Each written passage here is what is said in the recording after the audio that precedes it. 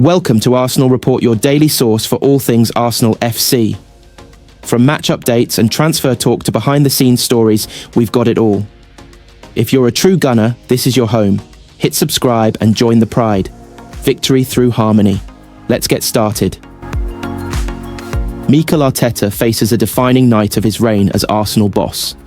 It will come in the Champions League quarter-final second leg in the magnificent setting of the Santiago Bernabeu on Wednesday night. Go through, and Arteta will go down as the manager who led Arsenal past the might of Real Madrid and to just 3 games from European glory. Go out, and Arteta will be the manager that threw away a 3-0 first leg lead, and suddenly questions will be asked about whether he can ever lead the club to the biggest trophies. If you lose from 3-0 up, it is a body blow which managers struggle to recover from. History does not look favourably on such surrenders. Unai Emery lost his job as Paris Saint-Germain boss a year after blowing a 4-0 first-leg win over Barcelona, who won the return 6-1 in 2016/17. That remains the biggest turnaround in the competition's history. Former Barcelona boss Ernesto Valverde suffered the same fate against Liverpool in 2018/19 after his team won the first leg 3-0, but lost the return 4-0 in one of Anfield's greatest European nights. Everyone remembers the glory and the victory, but we soon cast aside the losers. Football is a brutal game, and Arteta will be acutely aware of the dangers. It is a fine line between success and failure. While it is ridiculous to suggest winning 3-0 was in some way worse than to triumph by 1-0 or 2-0, it does in some perverse way raise the stakes. Real Madrid have the ability to turn their stadium into an intimidating cauldron, and despite their woeful display at the Emirates, they still believe they can turn it around. After Real Madrid won at Alaves on Sunday, Brazil superstar Vinicius Jr. said on social media, "Already thinking about Wednesday. We're ready and looking forward to it. We'll wait for you at the Bernabeu and we'll try everything. We are the Real. Hala Madrid." There is no way this tie is over. Arsenal produced their greatest night at the Emirates by overwhelming the 15-time European champions. Declan Rice scored 2 sensational free kicks, Arsenal completed a brilliant win, and it kept their season very much alive. Arsenal have had a frustrating season in the Premier League through injuries, too many draws, and in their eyes, bad refereeing decisions. They were supposed to be the team ready to step up if Manchester City faltered, but instead have been left trailing in Liverpool's wake. This team has gone backwards in the Premier League but can take an almighty step forward if they beat Real Madrid and then set up a semi-final against Aston Villa or PSG. What an opportunity. Arteta has done such a remarkable job at the Emirates. From a team and a club without direction when he took over nearly 6 years ago, they are on the up. But Arteta just has one trophy to show for it after winning the FA Cup in 2020. They have gone close in the Premier League title race but fallen short.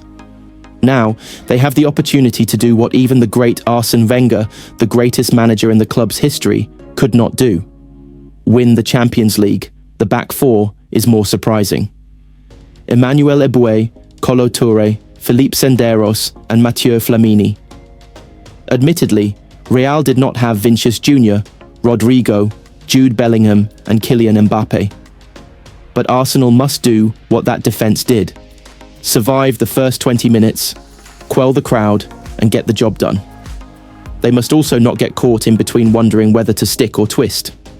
Arsenal have experience of that themselves from 2011/12. Arsenal lost 4-0 to AC Milan in the San Siro, but the Italians did not know how to approach the return. Arsenal were 3-0 up before half-time, but just could not find the all-important fourth. These games, even with a healthy lead, are difficult to plan. But Arteta is a brilliant tactician, leaves no detail to chance, and will run through every scenario with his players. If Arsenal go through, it will underline Arteta's progress. If they go out, Arteta will have to lift the club off the canvas little over a week after their greatest night. Advisor to the board. Blanc arrived at the club with significant footballing pedigree. He previously spent time with Italian giants Juventus, among other clubs, and was involved in the Turin club's move to the Allianz Stadium.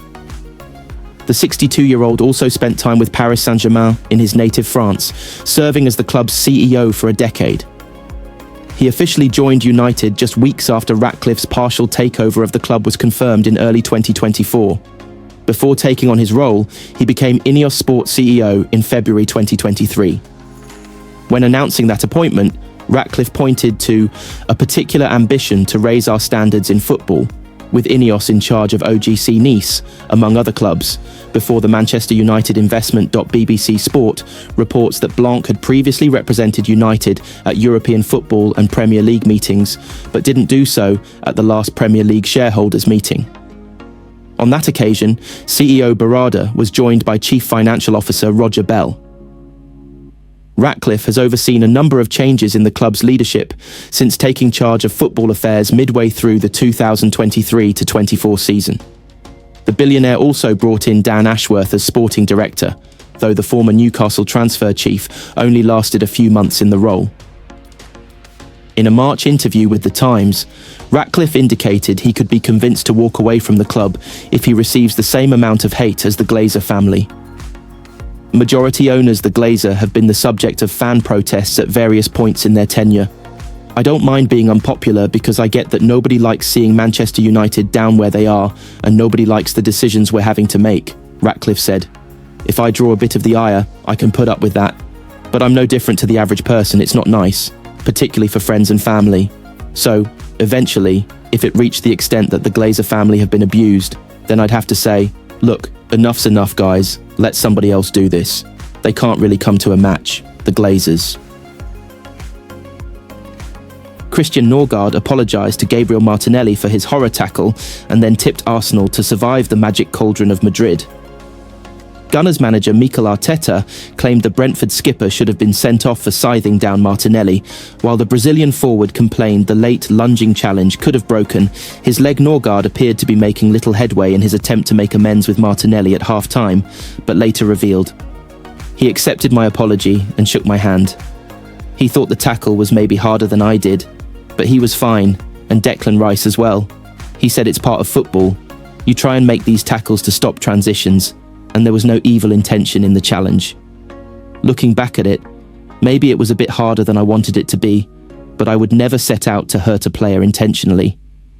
Sometimes you end up in situations like I did with Jordan Pickford at Everton, where I got a straight red card, which was overturned, but it was never intentional.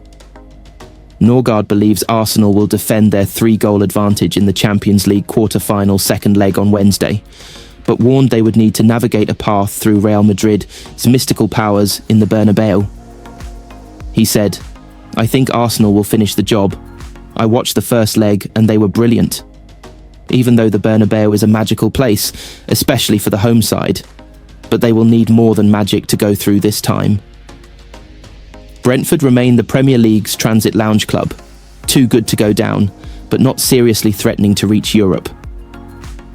Norgard admitted, we've never won here, and it's a funny feeling. We've taken 2 points off Chelsea and Arsenal in our last 2 games, and we are neither dancing around to music in the dressing room, nor disappointed. The biggest club in the world came here the other night and got nothing, so to take a point when they, Arsenal, still had something to play for is a very good result.